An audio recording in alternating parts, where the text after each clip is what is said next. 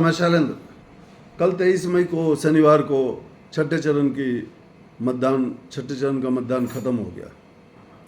आइए यूपी की बात करते हैं, उत्तर प्रदेश की, जहां 14 सीटों पर कल चुनाव था।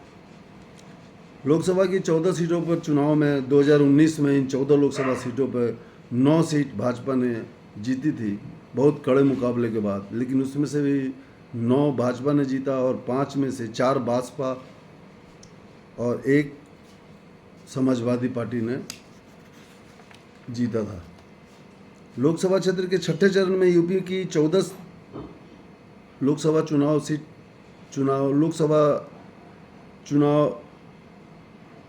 सीटों पे चुनाव था। 14 लोकसभा सीटों पे कल 25 मई को। इसमें सुल्तानपुर, प्रतापगढ़, फूलपुर, इलाहाबाद, अम्बेडकर नगर, श्रावस्ती, डुमरियागंज, बस्ती, संत कबीर नगर, लालगंज, आजमगढ़, जौनपुर, मछली शहर और भदोही सीट शामिल है। 2019 में 14 लोकसभा सीटों में से 9 सीटें ही भाजपा जीत पाई थी, जबकि 5 सीट में उसे हार का सामना करना पड़ा था, जिसमें 4 सीटें बसपा ने जीती थी, श्रावस्ती, अम्बेडकर नगर, लालगंज और जौनपुर सीटें, और सपा 1 सीट आजमगढ़ जीती थी। छठे चरण की सियासी पिच पर सपा और बीजेपी दोनों ही जातीय बिसात बिछा रखी है इस बार, और छठे चरण की 14 में से 12 पर सपा चुनाव लड़ रही है, जबकि 1 पर कांग्रेस इलाहाबाद से और टीएमसी 1 भदोही सीट पर से चुनाव लड़ रही है। सपा ने 1 को छोड़ के ज़्यादातर सीटों पर गैर यादव ओबीसी प्रत्याशी को उतार कर बीजेपी की राह में कांटे बो दिए हैं। सपा ने केवल 1 डुमरियागंज में ही अगरी जाति की प्रत्याशी को उतारा है, बाकी सभी सीटों पर उसने पिछड़ों और दलितों को टिकट दिया है। सपा ने श्रावस्ती, बस्ती, प्रतापगढ़, अम्बेडकर नगर सीट पर कुर्मी समुदाय से सपा ने प्रत्याशी उतारे हैं समाजवादी पार्टी ने, जबकि संत कबीर नगर, सुल्तानपुर सीट पर निषाद जाति के कैंडिडेट को उन्होंने उतारा है समाजवादी पार्टी ने। इसके अलावा फूलपुर और जौनपुर में मौर्य समाज के कैंडिडेट को उतारा है उम्मीदवार को। इस चरण में लालगंज और मछली शहर दोनों ही सुरक्षित सीटें हैं, जहां पे पासी समुदाय के प्रत्याशी को समाजवादी पार्टी ने उतारा है। आजमगढ़ में सपा मुखिया अखिलेश यादव के चचेरे भाई धर्मेंद्र यादव चुनाव लड़ रहे हैं, जबकि डुमरियागंज सीट पर अगरी जाति के विश्व शंकर तिवारी और कुशल तिवारी को टिकट दिया गया। इंडिया गठबंधन की सहयोगी पार्टियां कांग्रेस ने इलाहाबाद से भूमियार बिरादरी के उज्ज्वल रमन सिंह और भदोही में तृणमूल कांग्रेस ने ललितेशपति त्रिपाठी को उतारा है। बीजेपी ने छठे चरण की सभी 14 लोकसभा सीट पर निषाद पार्टी के अध्यक्ष संजय निषाद के बेटे प्रवीण निषाद बीजेपी के प्रत्याशी के तौर पर सियासी रणभूमि में बीजेपी ने इस चरण में 12 सामान्य सीटों पर अधिकांश अगरी जाति के प्रत्याशियों को टिकट दिया है। सुल्तानपुर, अम्बेडकर नगर, श्रावस्ती, इलाहाबाद, बस्ती सीट पर बीजेपी के ब्राह्मण कैंडिडेट दिए हैं, जबकि जौनपुर के और डुमरियागंज सीट पर ठाकुर प्रत्याशी दिया है उन्होंने। आजमगढ़ में यादव प्रत्याशी दिया है, प्रतापगढ़ में तेली, फूलपुर में कुर्मी, जबकि संत कबीर नगर और भदोही में मलाह समुदाय के प्रत्याशी को उसने उतारा है।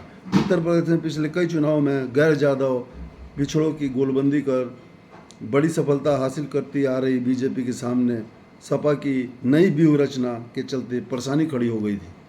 सपा की ओर से बड़ी संख्या में गैर यादव पिछड़े समुदाय के प्रत्याशियों के मैदान में उतरने के बाद अब बीजेपी को अपने पुराने समीकरण बिगड़ने की आशंका है। इस छठे चरण की जो कल चुनाव हुई है, राजनीतिक विशेषज्ञों की माने तो बीजेपी ने जिस तरह से गैर यादव ओबीसी वोटों को अपने पाले में करके 2 लोकसभा और 2 विधानसभा चुनाव जीता था, जिसमें कुर्मी, मल्लाह और मौर्य बीजेपी के हार्डकोर वोटर माने जाते थे, सपा ने बीजेपी के ब्राह्मण और ठाकुर कैंडिडेट के सामने गैर यादव ओबीसी का दांव चल दिया है। सपा ने पीडीए फॉर्मूले को पूरी तरह से जमीन पर उतारने की कोशिश कर इस चुनाव में कोशिश की है, जो बीजेपी के लिए चिंता का सबब बनी हुई है। बीजेपी अपने सवर्ण वोट बैंक को सादे रखते हुए ओबीसी और दलित वोटों को जोड़ने की रणनीति पर छठे चरण में काम कर रही थी। छठे चरण में पिछड़ों के असर को देखते हुए भाजपा की ओर से चुनाव प्रचार में बड़े पैमाने पर सहयोगी दलों के पिछड़े नेताओं के साथ ही अपनी पार्टी के सभी वर्ग के मुख्यमंत्रियों और नेताओं का प्रयोग किया गया।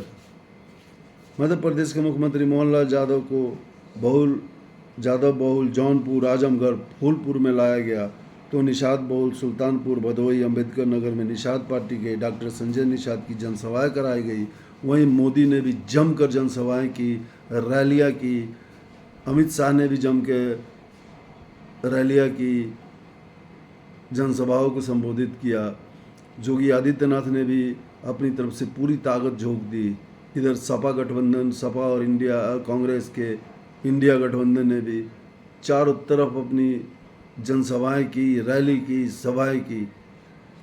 अब देखना यह है कि इस लोकसभा सीट पर भाजपा क्या पिछले लोकसभा चुनाव में जीती हुई अपनी 9 सीटों में से 9 सीटों को बढ़ा के 9 और 14 के बीच में 10, 11, 12 पे जाती है, या 9 से घट के 3, 4, 5 पे आ जाती है। ये तो आने वाला समय बताएगा। मत तो कल ही मतपेटियाँ बंद हो गई।